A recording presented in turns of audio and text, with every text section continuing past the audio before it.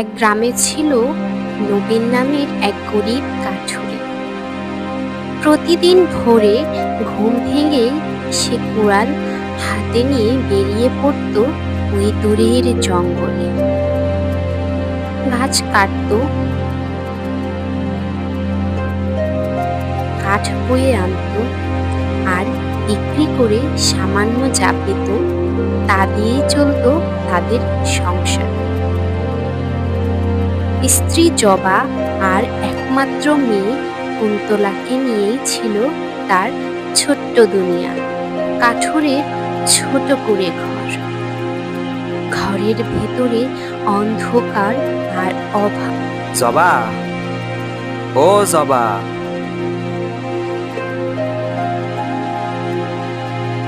এই দেখ, আজও খুব বেশি কাঠ জুটাতে পারলাম না রে। বাজারে দাম কম, বুঝলি? কিন্তু চিন্তা করিস না, কাল আবার ভোরে উঠেই বেরোবো। কি হলো কি? এত ডাকছো কেন? তুমি যে প্রতিদিন খেটে মরো, তাও সংসার যেন আগুনের মতো জ্বলছে। কুন্তলার চুলে তেলটাও যে শেষ। আজ রাতে ভাতের সাথে কিছু থাকবে তো? মা, সবাই স্কুলে নতুন জামা পরে আসে, আর আমি বছর খানিক হলো আমার জামাটা ছিঁড়ে গেছে। কেন বাবা? আমাদের বাড়িতে কখনো ভালো কিছু হবে না? নবীন মুখ তুলে তাকায়। মেয়ের অভিমান আর স্ত্রীর ক্লান্ত চোখ সব দেখে তার বুকের ভেতরটা কেমন হাহাকার করে ওঠে। সে কিছু বলে না, চুপচাপ বাইরে চলে যায়। হয়তো পরের দিনের কাঠ কেমন হবে সেই চিন্তা। পরদিন সকাল, নবীন নিজের কুড়াল হাতে বেরিয়ে পড়ে জঙ্গলের পথে। সূর্য মাথার উপরে উঠে গেছে, গরমে ঘেমে উঠেছে শরীর। কাঠ কেটে ফেরার পথে হঠাৎ সে তৃষ্ণায় কাহিল হয়ে পড়ে। ঠিক তখনই চোখে পড়ে পাশের ছোট নদীটা। আহ, গলা শুকায় কাঠ হয়ে গেছে রে। একটু পানি না পালি আর চলে না। দেখি ওই নদীর ধারে গিয়ে যদি একটু পাই, তাহলে খাবানি। নদীর ধারে গিয়ে হাঁটু গেড়ে বসে নবীন, হাতে তুলে নেয় পানি। কিন্তু ঠিক তখনই তার কানে ভেসে আসে এক শিশুর কান্না। সে চমকে ওঠে। আরে, এই আওয়াজটা কেমন জানি? কেউ কাঁদতেছে নাকি? এদিকে কোথা থেকে আসতেছে? নদীর ধারে একটা ঝোপের পেছনে চোখ পড়ে নবীন। সে এগিয়ে গিয়ে দেখে একটা ছোট্ট ঝুড়ি, আর তার ভেতরে এক ফুটফুটে বাচ্চা মেয়ে। বাবা রে, এটা তো একটা ছোট্ট শিশু। কে ফেলে গেল ওকে এখানে? আর এই যে সোনা, এই কলসিতে তো সোনার মোহর। না, তোকে আমি একা ফেলে যেতে পারি না। চল, আমার বাড়ি চল। নবীন আর দেরি করে না, সে শিশুটিকে কোলে নেয়। মোহরের কলসি সহ বাড়ির পথে রওনা দেয়। তার মুখে তখন এক অদ্ভুত ধরনের শান্তি, যেন উপরওয়ালা নিজে কিছু উপহার পাঠিয়েছেন তার জন্য। ঝুড়ির সেই শিশুটিকে কোলে করে নবীন বাড়ি ফিরে এল। স্ত্রীর চোখ বড় হয়ে গেল। এত ছোট বাচ্চা, এ কে গো? আর এই মোহরগুলো তুমি কোথা থেকে আনো?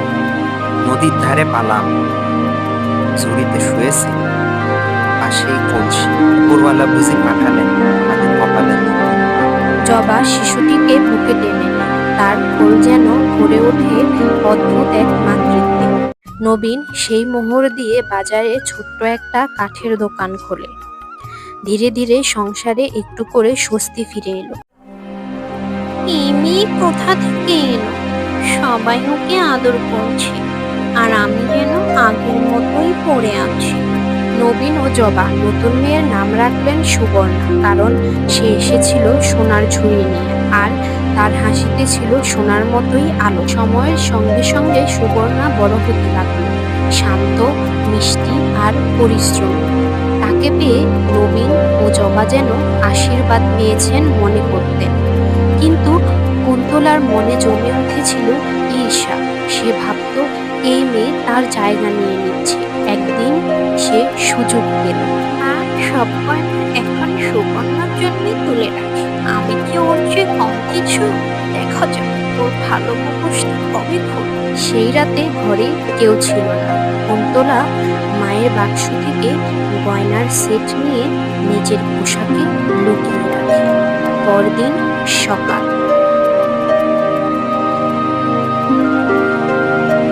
হায় রে, এ কি সর্বনাশ হলো গো আমার গয়নাগুলো কোথায় গেল?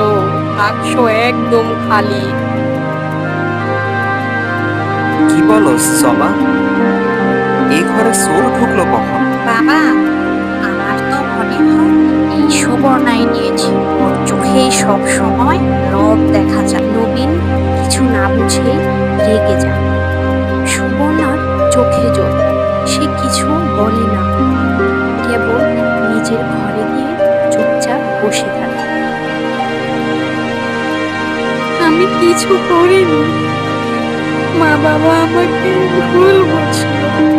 সবাই এখন আমাকে সন্দেহ করছে। এবার কুন্তলা সুবর্ণার বিরুদ্ধে নতুন ষড়যন্ত্র করবে। তুই যদি সত্যি ভালো হোস তাহলে এক কাজ, আজকে জঙ্গলে গিয়ে বাবার কাঠগুলো একা কেটে নিয়ে আয়। আমি ভয় পাই না বোন। বাবা যেখানে কাঠ কাটে সেখানেই যাব। যদি কিছু করতে পারি সেটাই আমার আনন্দ। কুন্তলা হেসে ওঠে মনে মনে। সে জানে জঙ্গলের ওইদিকে এক হিংস্র বাঘ আছে। আর আজ সন্ধ্যের আগেই সুবর্ণাকে বাঘ খেয়ে ফেলবে। আর বাড়ি ফিরবে না সুবর্ণা।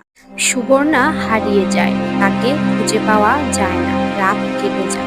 সুবর্ণাকে খুঁজে না পেয়ে জবা আর নবীন আতঙ্কে ঘুমাতে পারছিল না। কিন্তু কুন্তলা সে ছিল নিশ্চিন্ত। মনে মনে সে বেশ খুশি। পরদিন গ্রামের হারান বুড়ো জঙ্গলের পথ ধরে আসছিল। তিনি সুবর্ণাকে পায়, তারপর বাড়ি নিয়ে আসে।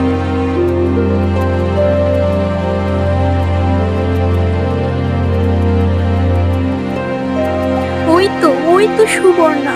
তোর কিছু হলে আমরা কি করতাম মা? তুই অভিমান করে কোথায় চলে গেছিলি? তোকে কত খুঁজেছি। কয়েকদিন পর কুন্তলা একা একা বাড়ি ফিরছিল জঙ্গলের পথ ধরে। তার মনে খুব ভয়।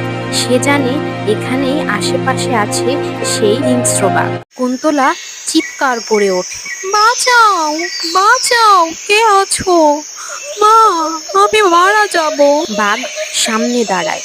ঠিক তখনই ঝোপ থেকে সুবর্ণা লাঠি ছুঁড়ে বাঘকে তাড়িয়ে দেয়। বোন কুন্তলা, ভয় পেও না, আমি এসেছি। তুই আমাকে বাঁচাতে এলি?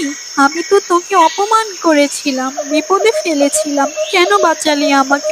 তুই আমার বড় বোন, আমি কখনো তোকে হারাতে পারি না। সেই মুহূর্তে কুন্তলা তার ভেতরের পাপকে ছুঁড়ে ফেলে দেয়। সে সুবর্ণার গলা জড়িয়ে কাঁদে। আর সেই কান্না শুধু অনুশোচনার নয়, ছিল এক সত্যিকারের মিলন।